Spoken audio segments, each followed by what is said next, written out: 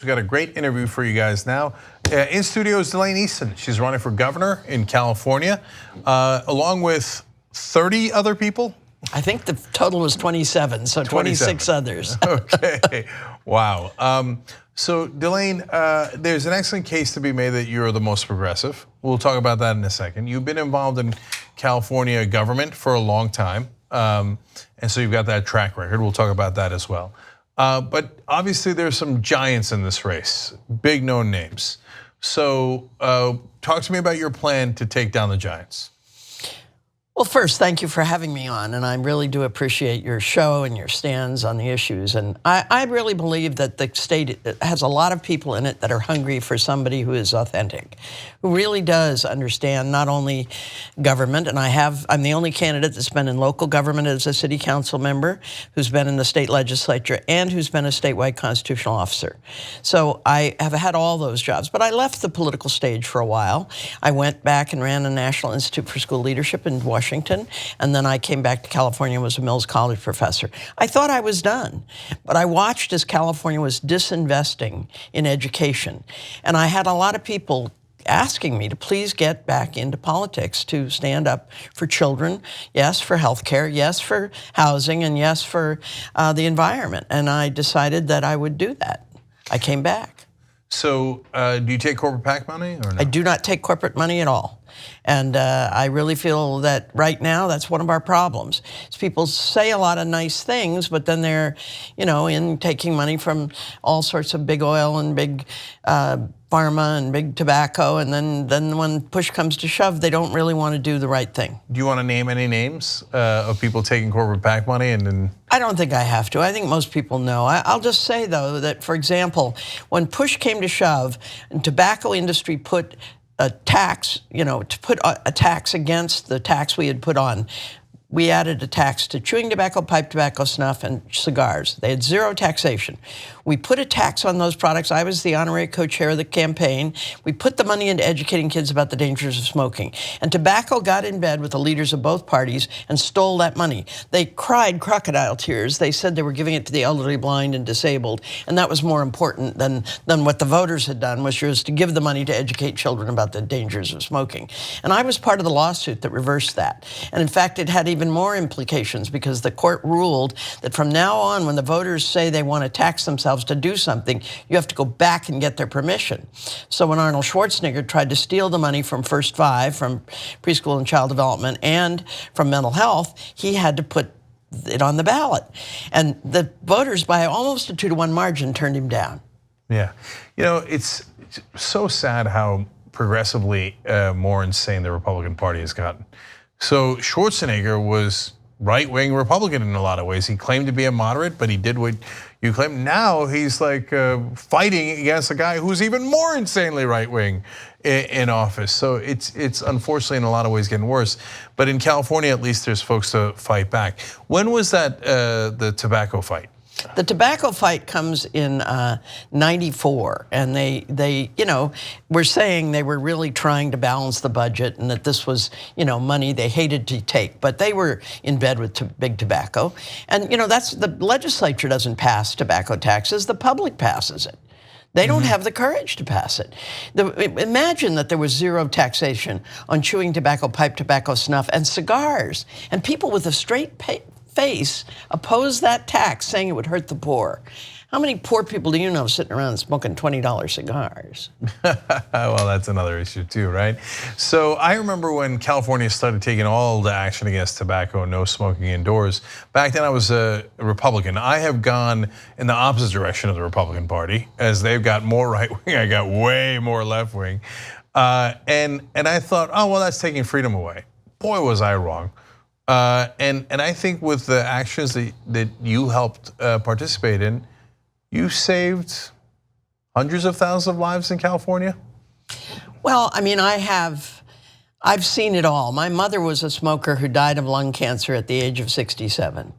So I know that they're coffin nails. That's what my dad always called them. He didn't smoke himself. And he said it was, even when the reports first came out, tobacco tried to say, oh, it really wasn't bad for you. In fact, if anything, tobacco had a calming influence. They knew perfectly well it was bad for you.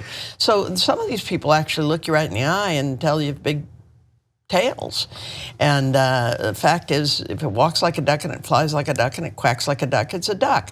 And tobacco is very bad for people.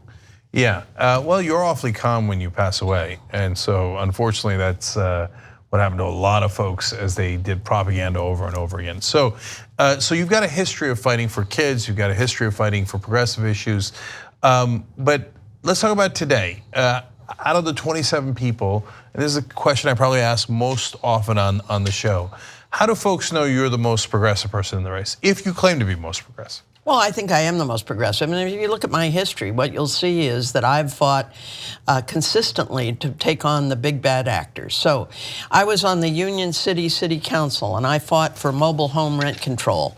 We had 3 mobile home parks, the biggest of which was a senior park. And the guy who owned it was gouging those seniors. He'd gotten a huge tax break with Prop 13, but he was still sticking it to those people. I fought for mobile home rent control, and I won.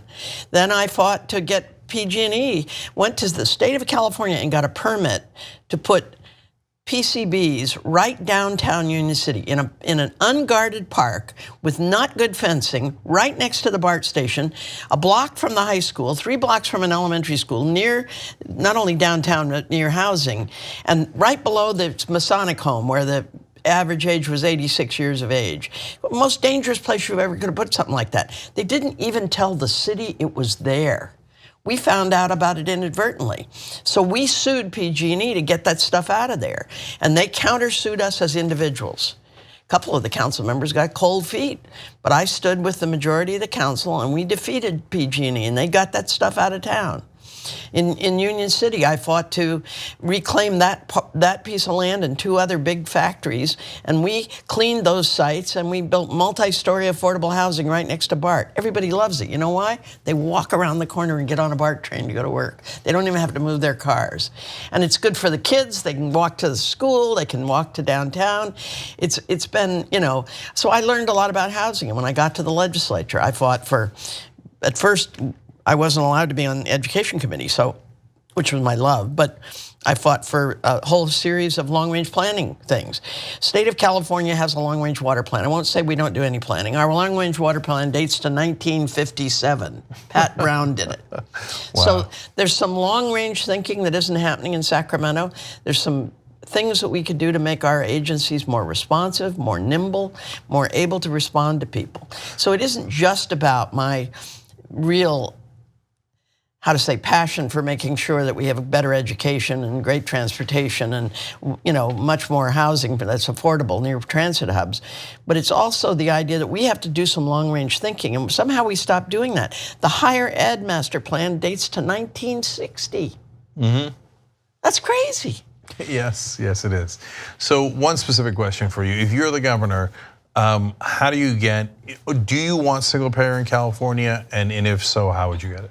I support single payer, and I have right along. I have not equivocated, unlike at least one other candidate who's on the bus and off the bus, and now on the bus again. But the fact is that we are spending more, and we have people that are sicker, that are going bankrupt, that are dying because we don't have a system to cover everybody. If you look at the rest of the first world, Canada, most of Europe, what you'll see is they have some system of guaranteed health care. And they don't have these extraordinarily high pharmaceutical costs where people are lining their pockets at the expense many times of working class families and poor people. So I think it's time that we did single payer. And yes, it will be a heavy lift. In the short run, it costs more. In the long run, it saves money. Because in the long run, people are healthier. But we can do this. It just means you have to have, a brass backbone and some imagination and a willingness to make things happen. All right, and you've shown that over and over. Let's show the links to everybody. DelaneForGovernor.com is the website. Then you got the donation and volunteer link. As always, if you're watching this on YouTube, that'll be in the comment section. You just easy peasy, just click on it. And even if you're not sure yet, go to the website, look around, find Delaine's positions, see if you agree, and then get involved, because that makes all the difference. And on Facebook, it'll be in the comment section. Delaine Easton, thank you so much for joining us. Really appreciate it. So happy to be with you. And we're going to fight for these kids from preschool to graduate school. We're going to fight for their families. We're going to fight for the future.